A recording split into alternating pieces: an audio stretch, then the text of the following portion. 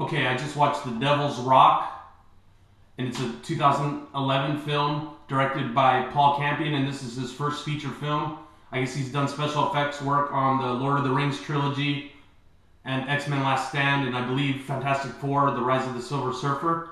Although this movie isn't effects driven, there are some good makeup effects. The story is that two Allied soldiers do a sabotage raid on this Nazi stronghold the night before D-Day in World War II. And when they get there, they basically discover that the Nazis have used occult practices and witchcraft to bring this demon up from hell. So the Allied soldier has to team up with the remaining Nazi soldier to defeat this evil demon. There's a lot of good things about this movie, and basically I'm going to recommend it right away to you. But one of the things that stands out is the acting between the Allied soldier and the Nazi soldier. They have a ton of dialogue.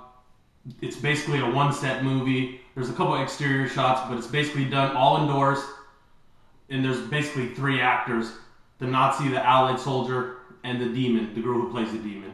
But the acting between the two lead characters is what really carries this movie, since mostly it's dialogue driven. There's a little bit of blood and gore. Well, okay, there's a lot of blood and gore, but it's all stuff that's already happened when you get there. And some of the bodies are torn apart, and they look a little, some of the FX on that looked a little cheesy. But when we get to the demon creature, the FX done on her I thought was pretty cool, and the creature itself looks pretty awesome. The movie overall is pretty good. There's a couple of little problems with the plot, but besides that, you know, they did what they could with the budget they had. You could tell it's a low budget film, and it kind of plays out like a really good episode of Outer Limits or something, but I really enjoyed it.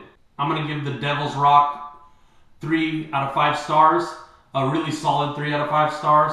Like I said, there's a couple little things that you're wondering, why did they do this? But besides that, it's pretty awesome. I mean, it's got Nazis, the occult, machine guns, a hot chick. What else do you want from a low-budget horror movie? And it's got good acting.